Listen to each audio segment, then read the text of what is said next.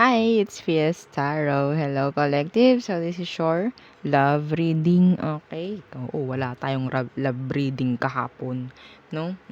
So, ngayon, tayo babawi. Uunahin natin si love reading. Okay. So, syempre, before tayo mag-start, kung hindi ka pa nakakapag-subscribe, please do subscribe and hit the notification bell para lagi po tayo maging updated sa mga mangyayari pa lang. Okay, and yeah, don't forget na mag-follow sa atin pong FB page. And kung may tanong pagdating sa private reading, you can message me sa akin pong FB page for more info. Okay? And kung gusto niyo na magpa-reading sa aking friend, message nyo lang siya sa kanya pong FB page. Ito yung kanyang FB page, ha? Oo, type nyo na lang yan. Oo. So, message nyo lang siya. Open naman yan. Palagi. Okay, so hang on. Wait lang. Okay, so kumuha lang ako ng oracle. Okay, ano bang meron para sa mga collectives? Anong situation ang meron? Collectives.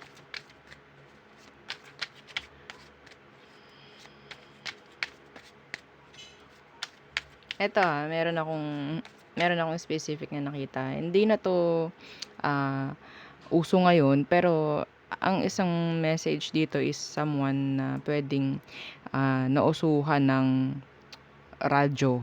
Okay, radyo, yung in, out.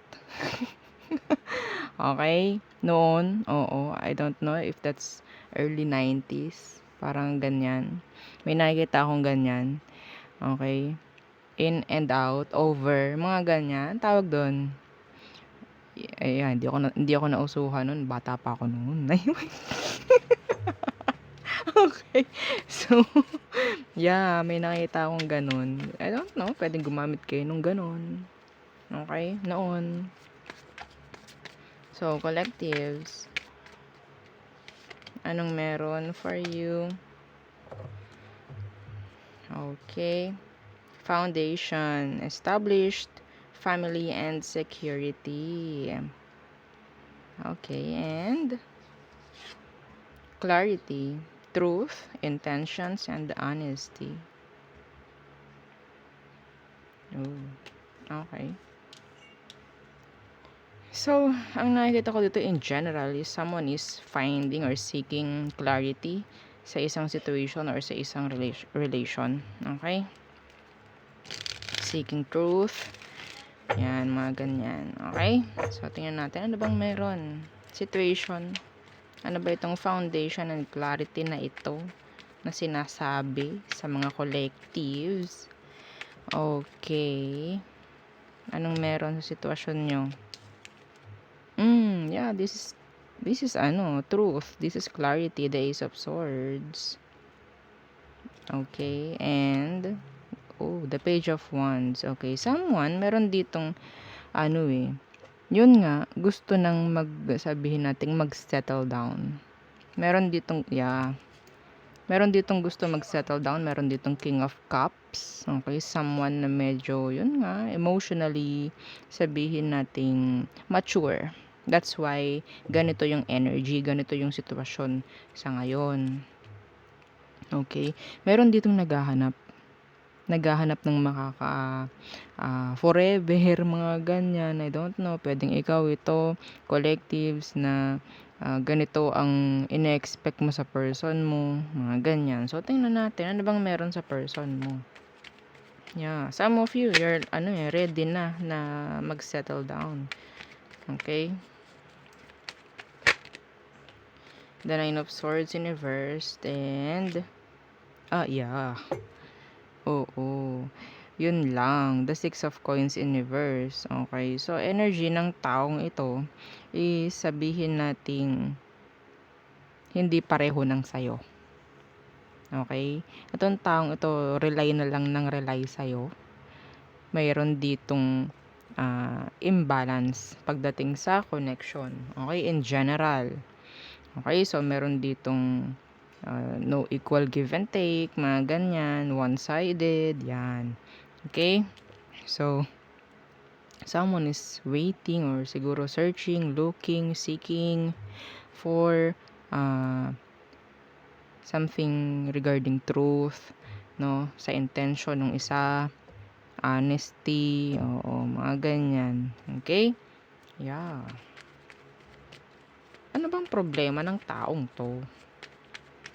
Bakit siya ganyan? The Nine of Wands in reverse. Ang kanyang problem is takot siya. Okay, takot siyang magtiwala or sabihin nating takot na magkaroon ng malalim, okay, na relasyon. So, andito si Queen of Cups. Si Queen of Cups, kanina si King. So, I think itong taong to sabihin natin ang focus kasi niya is pwedeng sarili pa lang muna. Okay? Andun yung love, pero yung love na ibinibigay mo is para sa sitwasyon, para sa relasyon, or yeah. Pero yung love nung isa is parang ano lang eh, sabihin nating pang sarili muna, mas inuuna yung sarili, parang ganyan. So, nandiyan sasabihin natin wala ngang balanse. Okay? So, the Nine of Wands in reverse, ito yung sabihin nating takot or pangamba na mag-open up or na maging open or na maging sabihin nating ibaba ang guard. Okay, takot siyang ibaba ang guard, takot siyang magtiwala. I think itong taong ito, sabihin nating maraming nangyari sa kanya noon na hindi okay. So, nandiyan yung trust issue. Okay? So, pwedeng ikaw, pinapakita mo sa kanya na capable ka naman or sabihin natin, capable? Sabihin natin, yeah, you're trustworthy, mga ganyan. No? Pero yun nga lang, ang hirap makuha sa taong to. Someone, pwedeng ang binabasahan ko dito is lalaki. Pero kung babae ka naman, well, okay lang din naman. Ha? Yeah, takot magtiwala tong taong to. Takot. Kaya hindi mo makuha yung cooperation. Okay? Ano bang emosyon niya? Yeah, the King of Swords universe. May takot. Yeah, and the Two of Wands. May takot to na alisan. May takot to na magtiwala ulit. This person needs to heal. This person needs to heal. Okay? Yeah, masyadong guarded to. Masyadong, there's tension, confusion nasa kanya. So, hindi kayo magkakaroon nito ng balanse na relasyon. Ang hirap nito. Okay? Meron ditong, magtiwala ka sa akin. Meron ako narinig na ganyan, magtiwala ka sa akin. Pero itong isa hindi magawa. Yun lang. Okay? Okay. So, tingnan natin, ano bang emosyon mo for this person? Death in reverse and the Three of Cups. You're, sabihin nating willing to wait for them. You're willing to wait for them. Okay? Yeah.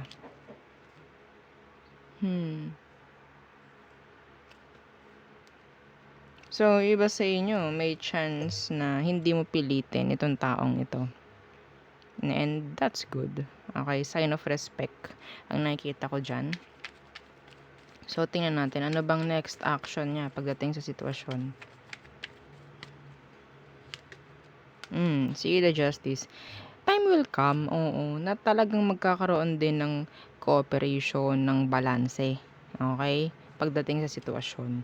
Well, yun nga kung matututo kang rumispeto sa gusto ng isa, yeah, darating yung panahon na pwedeng maging okay, no? Na magtugma rin. Yes, lalo na kung hindi talaga pinipilit yung sitwasyon. Yeah. Okay, yeah, that justice. The Empress. This is nice. This is nice. So, next action ng taong ito is, pwedeng balansehin lang din muna niya yung buhay niya. Like, mag-grow. Okay? Ng kanya lang. Ng kanya lang. Yeah. And hahayaan mo yun. You're letting them grow. Okay? So, tingnan natin. Anong advice? Kung ganun na nga ang ginagawa. Tingnan natin kung meron pa iba. Anong advice for the collectives?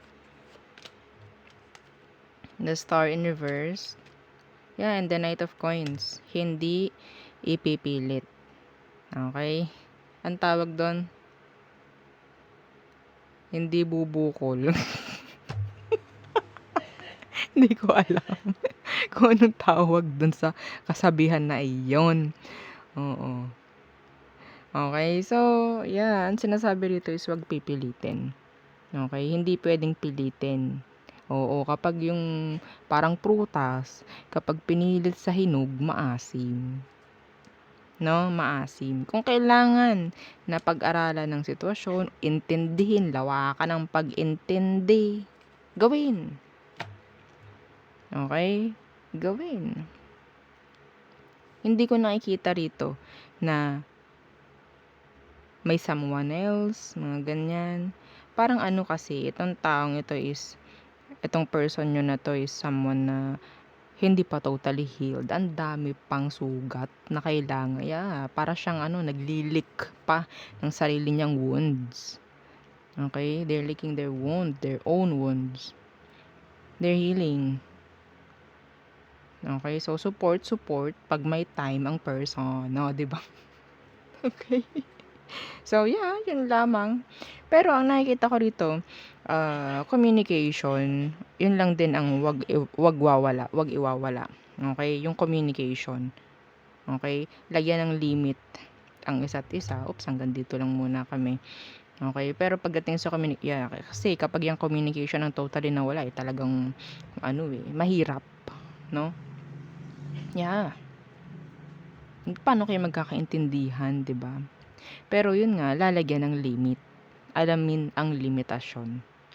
Okay, so yun po ang ating reading for the collective. So yeah, thank you. Bye!